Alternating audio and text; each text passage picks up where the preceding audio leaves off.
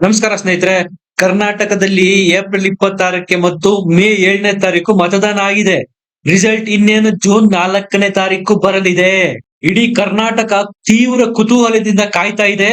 ಯಾವ ಕ್ಷೇತ್ರದಲ್ಲಿ ಯಾವ ಪಕ್ಷ ಗೆಲ್ಲುತ್ತೆ? 28 ಕ್ಷೇತ್ರಗಳಲ್ಲಿ ಬಿಜೆಪಿ ಪಾಲೆಷ್ಟು, ಜೆಡಿಎಸ್ ಪಾಲೆಷ್ಟು, ಕಾಂಗ್ರೆಸ್ ಪಾಲೆಷ್ಟು ಅನ್ನುವಂತ ಕುತೂಹಲ ಕರ್ನಾಟಕದ ಪ್ರತಿಯೊಬ್ಬ ಕನ್ನಡಿಗನ ಮನದಲ್ಲಿ ಮನೆ ಮಾಡಿದೆ.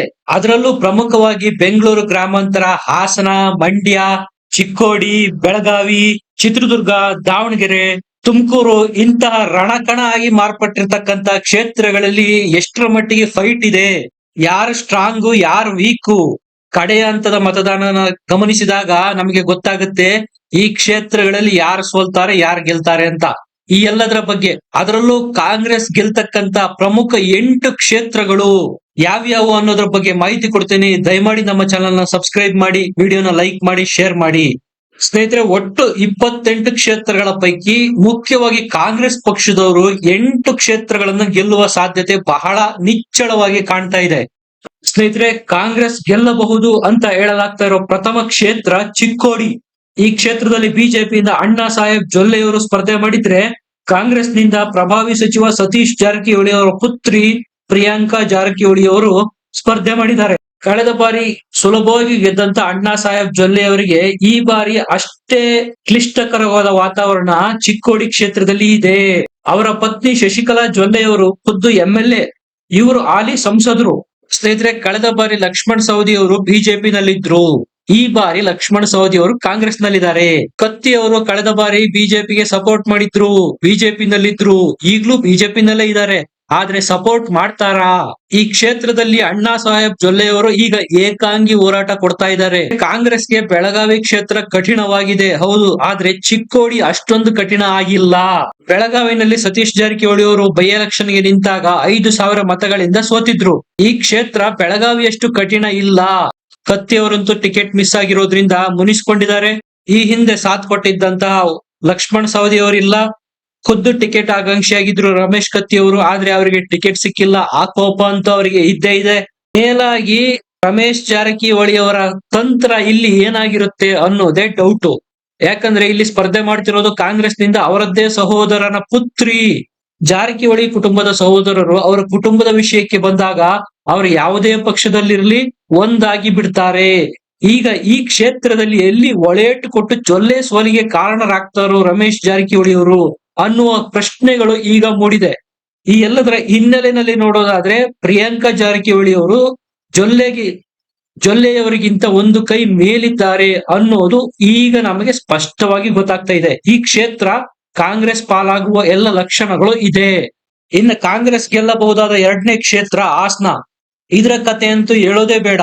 ಪ್ರಜ್ವಲ್ ರೇವಣ್ಣರ ಕರ್ಮಕಾಂಡದಿಂದಾಗಿ ಈ ಕ್ಷೇತ್ರ ಈಗ ಬಿಜೆಪಿ ಮತ್ತು ಜೆಡಿಎಸ್ ನ ಮೈತ್ರಿಯಾಗಿರ್ತಕ್ಕಂತ ಅವರು ಕಳ್ಕೊಳ್ತಾ ಇದ್ದಾರೆ. 21ನೇ ತಾರೀಕು ಪೆನ್ ಡ್ರೈವ್ ರಿಲೀಸ್ ಆಯ್ತು, 26ನೇ ತಾರೀಕು ವೋಟಿಂಗ್ ಆಗಿದೆ.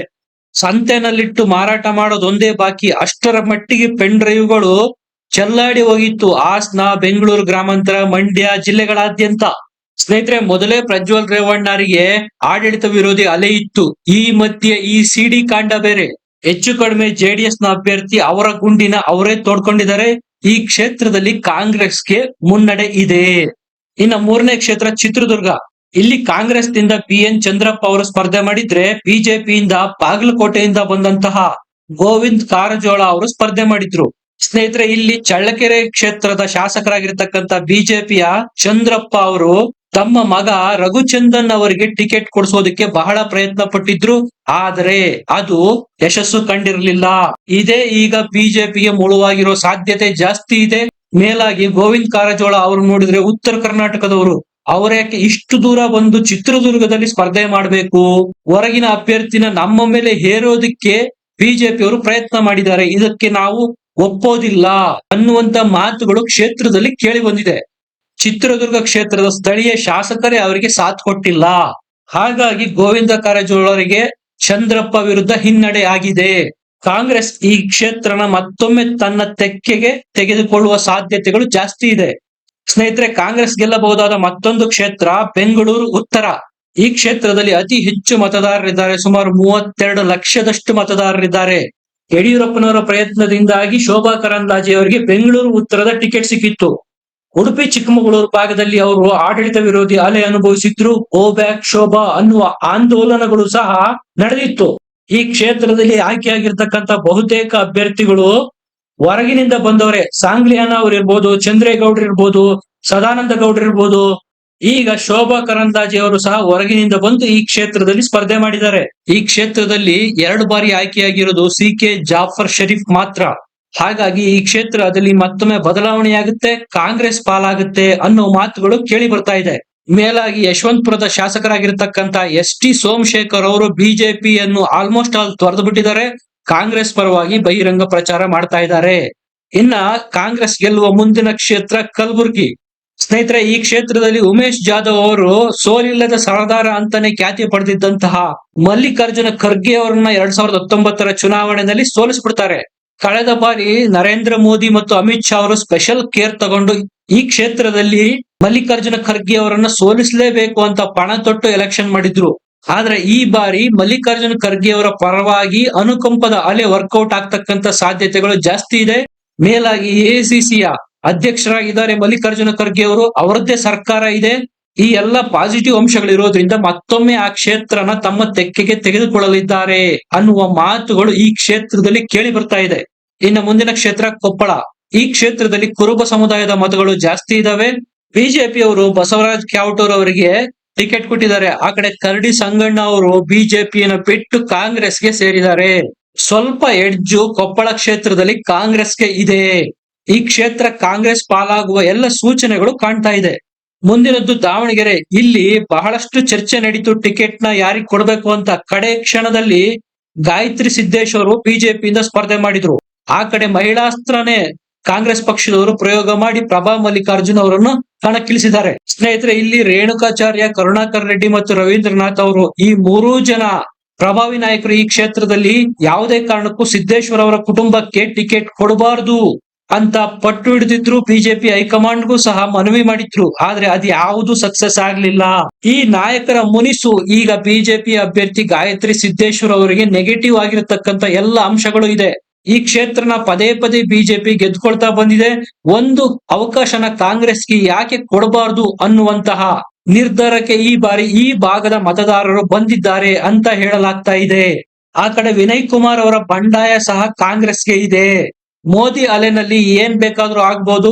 ಕಡೆಯ ಕ್ಷಣದಲ್ಲಿ ಗಾಯತ್ರಿ ಸಿದ್ದೇಶ್ವರ್ ಅವರು ಗೆದ್ದು ಬೀಗಿದ್ರು ಯಾವುದೇ ಆಶ್ಚರ್ಯ ಇಲ್ಲ. ಪ್ರಭಾ ಮಲ್ಲಿಕಾರ್ಜುನ್ ಅವರು ಗಾಯತ್ರಿ ಸಿದ್ದೇಶ್ವರ್ ಅವರಿಗಿಂತ ಒಂದು ಹೆಜ್ಜೆ ಮುಂದಿರೋದು ಸ್ಪಷ್ಟ. ಇನ್ನು ಮುಂದಿನ ಕ್ಷೇತ್ರ ರಾಯಚೂರು. ಈ ಕ್ಷೇತ್ರದಲ್ಲಿ ರಾಜಾ ಅಮರೇಶ್ವರ್ ನಾಯಕ್ ಅವರು ಬಿಜೆಪಿಯಿಂದ, ಜಿ ಕುಮಾರ್ ನಾಯಕ್ ಅವರು ಇವರು ಮಾಜಿ ಐಎಎಸ್ ಅಧಿಕಾರಿ ಕಾಂಗ್ರೆಸ್ನಿಂದ ಸ್ಪರ್ಧೆ ಮಾಡಿದ್ದಾರೆ. ಹಾಲಿ ಸಂಸದ ರಾಜಾ ಅಮರೇಶ್ವರ್ ನಾಯಕ್ ಅವರ ಬಗ್ಗೆ ಜನರಲ್ಲಿ ಅಷ್ಟೊಂದು ಒಲವಿಲ್ಲ. ಹೊಸ ಮುಖಕ್ಕೆ ಅವಕಾಶ ಕೊಡೋಣ ಅನ್ನುವ ನಿರ್ಧಾರಕ್ಕೆ ಈ ಕ್ಷೇತ್ರದ ಜನ ಬಂದಿದ್ದಾರೆ.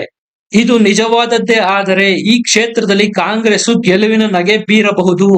ಮುಂದಿನ ಕಾಂಗ್ರೆಸ್ ಗೆಲ್ಲಬಹುದಾದ ಕ್ಷೇತ್ರ ತುಮಕೂರು.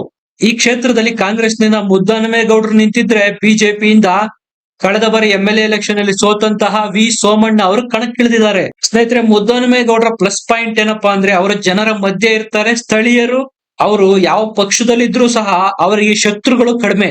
ಅವರು ಕಾಂಗ್ರೆಸ್ ಪಕ್ಷದಲ್ಲೂ ಈ ಹಿಂದೆ ಇದ್ರು, ಬಿಜೆಪಿನಲ್ಲೂ ಇದ್ರು, ಮತ್ತೆ ಈಗ ವಾಪಸ್ ಕಾಂಗ್ರೆಸ್ ಪಕ್ಷಕ್ಕೆ ಬಂದಿದ್ದಾರೆ. ಇಲ್ಲಿ ವಿ ಸೋಮಣ್ಣ ಅವರಿಗೆ ಹೊಡೆತ ಎಲ್ ಬೀಳುತ್ತಪ್ಪ ಅಂದ್ರೆ ಮಾಧುಸ್ವಾಮಿ. ಚಿಕ್ಕನಾಯಕನಹಳ್ಳಿ ಕ್ಷೇತ್ರದಲ್ಲಿ ಮಾಧುಸ್ವಾಮಿ ಅವರು ಹೇಳ್ಬಿಟ್ಟಿದ್ದಾರೆ, ನಾನು ಅವರಿಗೆ ಯಾವುದೇ ಕಾರಣಕ್ಕೂ ಮುನ್ನಡೆ ಕೊಡೋದಿಲ್ಲ ಅಂತ. ಸ್ಪಷ್ಟ ಇಲ್ಲಿ ಬಿಜೆಪಿಗೆ ಭಿನ್ನಮತ ಇದೆ. ಹಾಲಿ ಸಚಿವರಾಗಿರ್ತಕ್ಕಂತ ಗೃಹ ಸಚಿವರಾಗಿರ್ತಕ್ಕಂತ ಪರಮೇಶ್ವರ್ ಅವರು ಸಹ ತುಮಕೂರು ಕ್ಷೇತ್ರದವರೇ ಆಗಿದ್ದಾರೆ. ಮುದ್ದಹನುಮೇಗೌಡರ ಗೆಲುವನ್ನು ಪ್ರತಿಷ್ಠೆಯಾಗಿ ತೆಗೆದುಕೊಂಡಿದ್ದಾರೆ ಪರಮೇಶ್ವರ್ ಅವರು. ಈ ಕ್ಷೇತ್ರದಲ್ಲಿ ಸೋಮಣ್ಣ ಅವರಿಗೆ ಕಂಪೇರ್ ಮಾಡ್ಕೊಂಡ್ರೆ ಮುದ್ದಹನುಮೇಗೌಡರು ಒಂದ್ ಹೆಜ್ಜೆ ಮುಂದಿರೋದು ಸ್ಪಷ್ಟ. ಇನ್ನ ಮುಂದಿನ ಕಾಂಗ್ರೆಸ್ ಗೆಲ್ಲಬಹುದಾದ ಕ್ಷೇತ್ರ ಚಿಕ್ಕಬಳ್ಳಾಪುರ. ಇಲ್ಲಿ ತುರುಸಿನ ಪೈಪೋಟಿ ಅಂತೂ ಇದೆ. ಡಾಕ್ಟರ್ ಕೆ ಸುಧಾಕರ್ ಅವರು ಬಿಜೆಪಿಯಿಂದ ಸ್ಪರ್ಧೆ ಮಾಡಿದ್ರೆ ಕಾಂಗ್ರೆಸ್ನಿಂದ ರಕ್ಷಾ ರಾಮಯ್ಯ ಅವರು ಸ್ಪರ್ಧೆ ಮಾಡಿದ್ದಾರೆ. ಸ್ನೇಹಿತರೆ, ಇಲ್ಲಿ ಹೇಳೋದಕ್ಕೆ ಸಾಧ್ಯನೇ ಆಗ್ತಾ ಇಲ್ಲ ಯಾರು ಗೆಲ್ಲಬಹುದು ಅಂತ. ನೆಕ್ ಟು ನೆಕ್ ಫೈಟ್ ಇದೆ. 50-50 ಚಾನ್ಸಸ್ ಜಾಸ್ತಿ ಇದೆ. ಈ ಕ್ಷೇತ್ರನ ಶತಾಯಗತಾಯ ಗೆದ್ದುಕೊಳ್ಳಲೇಬೇಕು ಅಂತೇಳಿ ಕಾಂಗ್ರೆಸ್ನವರು ಸಿಕ್ಕಾಪಟ್ಟೆ ಎಫರ್ಟ್ ಆಗ್ತಾ ಇರೋದಂತೂ ನಿಜ. ಇನ್ನ ಈ ಕ್ಷೇತ್ರದಲ್ಲೇ ಪ್ರದೀಪ್ ಈಶ್ವರ್ ಅವರಿದ್ದಾರೆ. ಭರ್ಜರಿ ಭಾಷಣ ಮಾಡೋದ್ರ ಮೂಲಕ ರಕ್ಷಾರಾಮಯ್ಯ ಅವರ ಪರವಾಗಿ ಬ್ಯಾಟಿಂಗ್ ಮಾಡ್ತಾ ಇದ್ದಾರೆ. ಸಿದ್ದರಾಮಯ್ಯ ಅವರು ಮತ್ತು ಡಿ ಕೆ ಶಿವಕುಮಾರ್ ಅವರು ಈ ಕ್ಷೇತ್ರದಲ್ಲಿ ಹೋಗಿ ಮತ ಬೇಟೆ ಮಾಡಿದ್ದಾರೆ. ಕಡೆಯ ಕ್ಷಣದಲ್ಲಿ ಸ್ವಲ್ಪ ಮಾರ್ಜಿನ್ ಇಂದಲಾದ್ರೂ ಈ ಕ್ಷೇತ್ರನ ಕಾಂಗ್ರೆಸ್ ಗೆದ್ದುಕೊಳ್ಳುತ್ತೆ ಅನ್ನುವ ಅಭಿಪ್ರಾಯಗಳು ಕೇಳಿ ಬರ್ತಾ ಇದೆ. ಸ್ನೇಹಿತರೆ, ಇದಿಷ್ಟು ಕಾಂಗ್ರೆಸ್ ಗೆಲ್ಲಬಹುದು ಅಂತ ಹೇಳಲಾಗ್ತಾ ಇರೋ 8 ಕ್ಷೇತ್ರಗಳ ಬಗ್ಗೆ ಮಾಹಿತಿ. ನಿಮ್ಗೆ ಏನನ್ಸುತ್ತೆ? ನಿಜಕ್ಕೂ ಇಲ್ಲಿ ಕಾಂಗ್ರೆಸ್ ಗೆಲ್ಲುತ್ತಾ ಅಥವಾ ಮೋದಿ ಅಲೆನಲ್ಲಿ ಮತ್ತೊಮ್ಮೆ ಬಿಜೆಪಿಯ ಮತ್ತು ಜೆಡಿಎಸ್ ನ ಅಭ್ಯರ್ಥಿಗಳು ಗೆದ್ದು ಬೀಗ್ತಾರಾ? ಕಮೆಂಟ್ ನಲ್ಲಿ ಕಮೆಂಟ್ ಮಾಡಿ ತಿಳಿಸಿ. ವಿಡಿಯೋನ ಲೈಕ್ ಮಾಡಿ, ಶೇರ್ ಮಾಡಿ, ನಮ್ಮ ಚಾನೆಲ್ ನ ಸಬ್ಸ್ಕ್ರೈಬ್ ಮಾಡಿ. ಮತ್ತೆ ಸಿಗೋಣ. ನಮಸ್ಕಾರ.